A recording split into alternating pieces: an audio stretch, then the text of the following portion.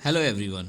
Start करते हैं multiple choice based questions on computer architecture जो अपकमिंग एग्जामिनेशन के पॉइंट ऑफ व्यू से आपके लिए बहुत ही इम्पॉर्टेंट है। इसमें हम कुछ थोड़े से डिफरेंट और थोड़े से सिमिलर क्वेश्चंस लेके आए हैं जो बार बार पूछे जाते हैं और अलग अलग क्या कहते हैं क्वेश्चंस के रूप में पूछे जाते हैं।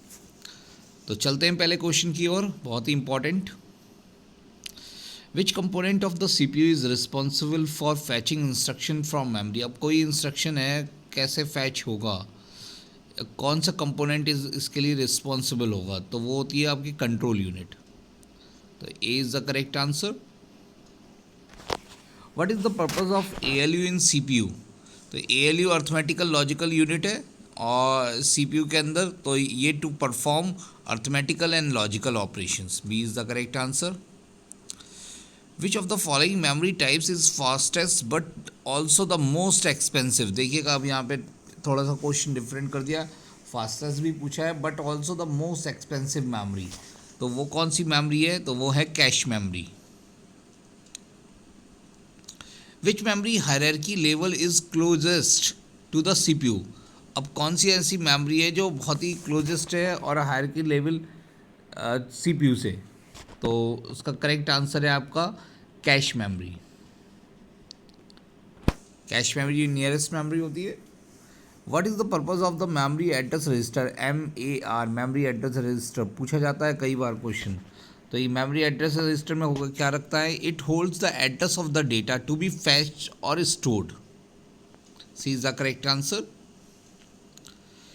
नेक्स्ट क्वेश्चन है which of the following is not a characteristics of RISC reduce. RISC को हम कहते हैं रिड्यूस इंस्ट्रक्शन सेट कंप्यूटर्स या कंप्यूटिंग भी कह सकते हैं। आर्किटेक्चर, ये एक आर्किटेक्चर है। रिस्क और सिस्क आपने सुना भी होगा, बहुत सारा बहुत डिफरेंस होता है रिस्क और सिस्क में।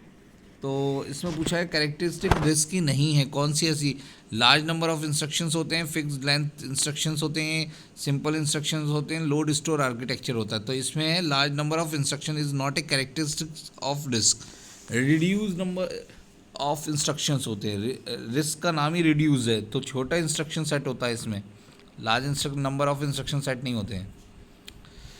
7 the process of converting high level programming instruction into machine language is known as, सभी को पता होना चाहिए, that's the compilation. High level programming को मशीन को कन्वर्ट करने के लिए आप क्या यूज़ करते हैं, compilation. What is the purpose of the program counter, बहुत आता है देखिएगा रजिस्टर्स का, बहुत ही आपके 7-8 रजिस्टर उन पर कम से कम 7-8 क्वेश्चन से 8 से 10 क्वेश्चन ज़रूर बनेंगे। प्रोग्राम काउंटर का यूज़ क्या है, क्या पर्पज़ होता है। तो प्रोग्राम काउंटर क्या काम करता है आप सभी को पता होना है। It hold the address of the next instruction to be executed. ये क्या होल्ड करके रखता है, नेक्स्ट इंस्ट्रक्शन का एड्रेस जो एग्जीक्यूट होने वाला है।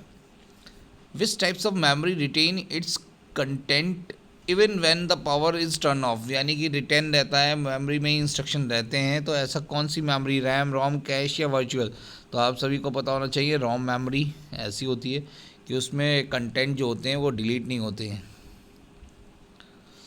What is the purpose of accumulator. Accumulator देखिएगा कैलकुलेशंस के लिए होता है जो CPU करता है अपने पास। तो इसका आंसर है आपका it hold the result of arithmetical and logical operations.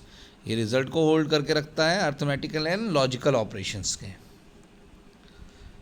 Which of the following is not a component of von Neumann architecture. अब वॉन न्यूमैन आर्किटेक्चर का कौन सा कंपोनेंट नहीं है, तो वो है इनपुट डिवाइसेस।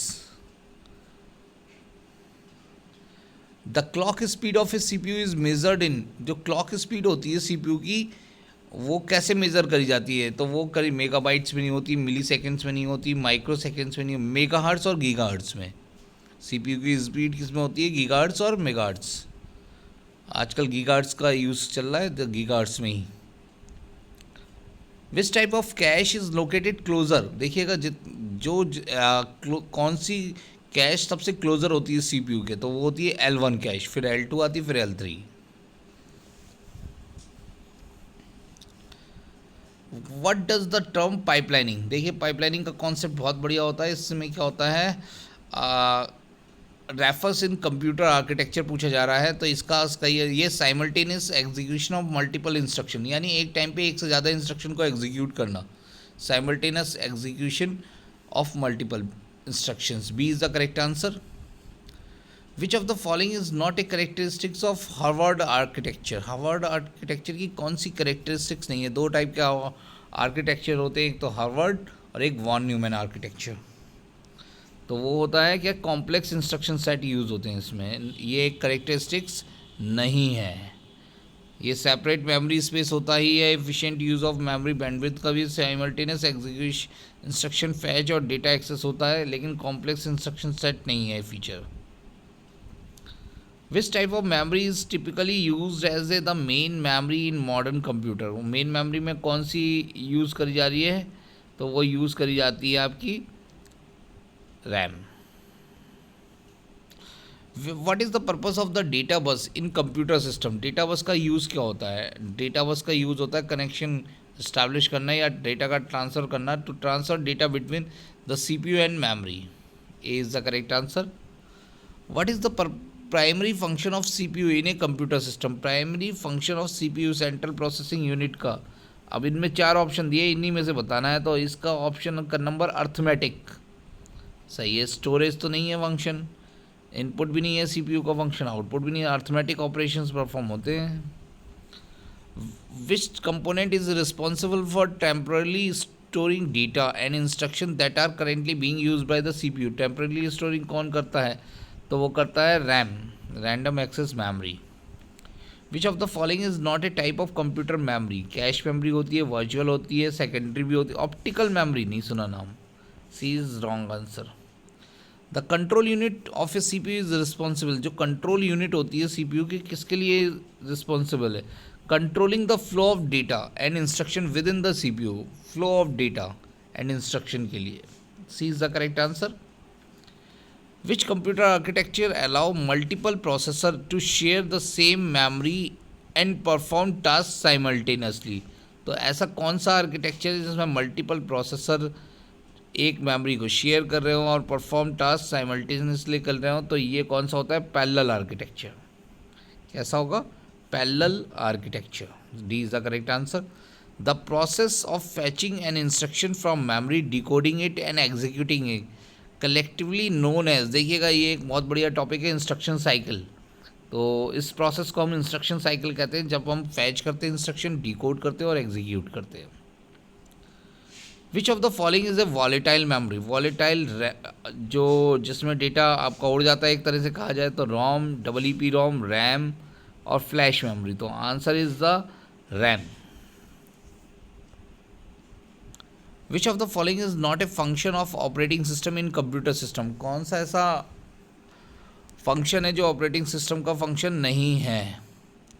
मेमोरी मैनेजमेंट करता है, फाइल मैनेजमेंट करता है, प्रोसेस मैनेजमेंट करता है, कीबोर्ड एंड माउस मैनेजमेंट नहीं करता। तो D is the correct answer. D एक फंक्शन नहीं है इसका। Which component is responsible for controlling the flow of data within the computer system. Flow of data ऐसा कौन सा फंक्शन है? तो वो है आपका control unit. What does the term of von Neumann architecture refers to. तो von Neumann architecture क्या बताता है आपको? एक computer architecture where program instructions are data share the same memory space. क्या शेयर करते हैं? Same memory space. What is the purpose of CPU cash. CPU का कैश का रोल क्या है? कैश मेमोरी हम क्यों लगाते हैं? तो उसका करेक्ट आंसर है to store frequently access data, जो बार बार यूज़ करा जाता है डेटा, and instruction for quicker access, उन्हें हम स्टोर कर देते हैं CPU कैश में, जो हम बार बार फैच कर सकते हैं। What is the role of the BIOS, basic input output system in a computer. BIOS का रोल क्या होता है? ये स्टार्टअप करता है अपने से, to provide basic system level operation and startup at startup. D is the correct answer था। Which architecture allows instructions and data to be fetch simultaneously from memory. ऐसा कौन सा आर्किटेक्चर है जो ये अलाउ करता है डेटा और इंस्ट्रक्शन एंड डेटा एक साथ फैच हो जाए साइमल्टेनियसली फ्रॉम मेमोरी? तो वो कहता है आपका Harvard architecture. What does the term of pipeline refers into a computer architecture, ये क्वेश्चन रिपीट हो गया है। इसका आंसर है technique for increasing CPU efficiency by overlapping instruction execution. देखिएगा इसमें वो ऑप्शन नहीं है, ऑप्शन चेंज कर दिए तो क्वेश्चन चेंज भी आ सकता है। Technique for increasing CPU efficiency, बिल्कुल सही कहा है, सीपीयू की एफिशिएंसी को बढ़ाने के लिए बाय ओवरलैपिंग इंस्ट्रक्शन, ओवरलैप करते हैं हम इंस्ट्रक्शन को एग्जीक्यूट करने के लिए। What is the correct sequence of stages in the instruction cycle? Fetch, decode, execute and write back.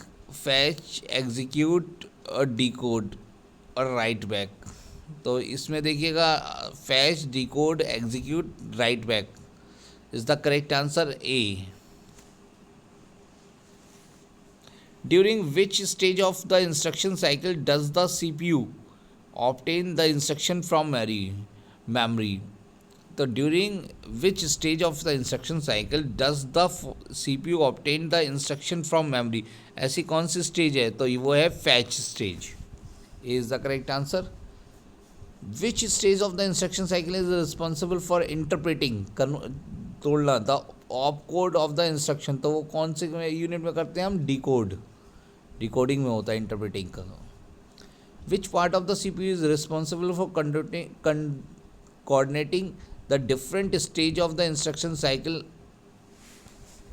Number 1 arithmetic logical unit, control unit, memory unit और register file, तो वो होता है कंट्रोल यूनिट का काम है।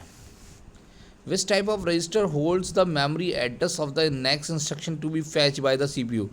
आपको पता होना चाहिए, वो है PC, प्रोग्राम काउंटर।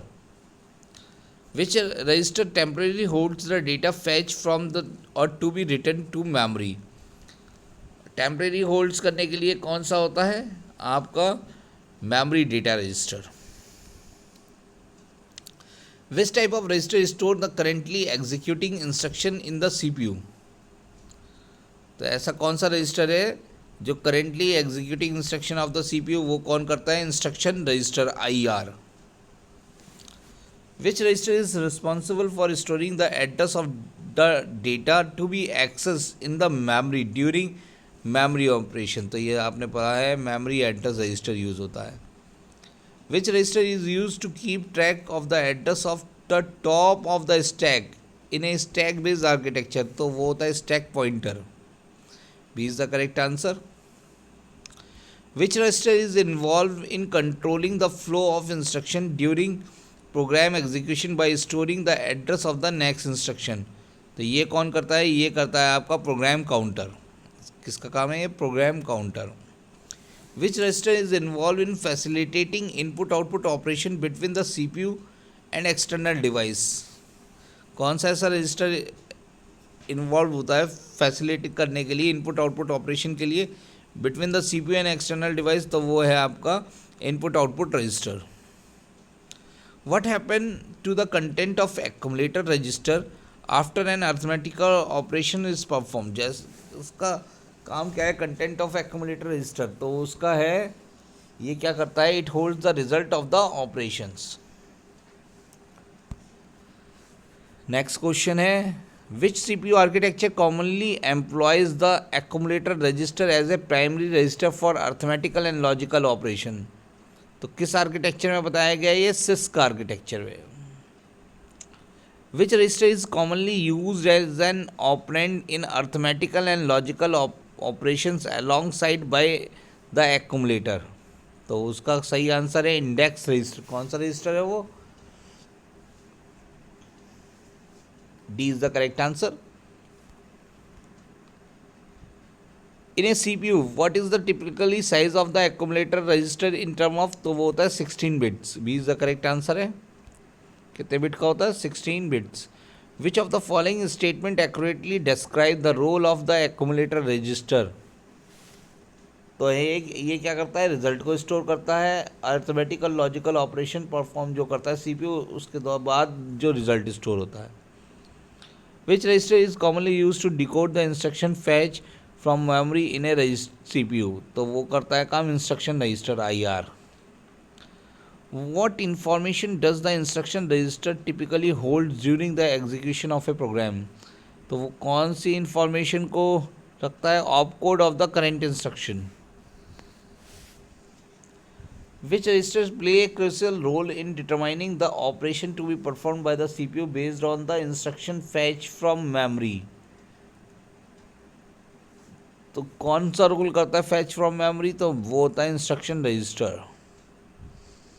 तो thank you to all for joining the session. और मैं चाहूँगा अच्छे मार्क्स आएँ आपके कंप्यूटर आर्किटेक्चर के. और भी वीडियोस इस पे आने वाले हैं, और भी आप सब्जेक्ट देख सकते हैं. इस पर बहुत सारे सब्जेक्ट्स अवेलेबल हैं, उसके MCQs भी अवेलेबल है.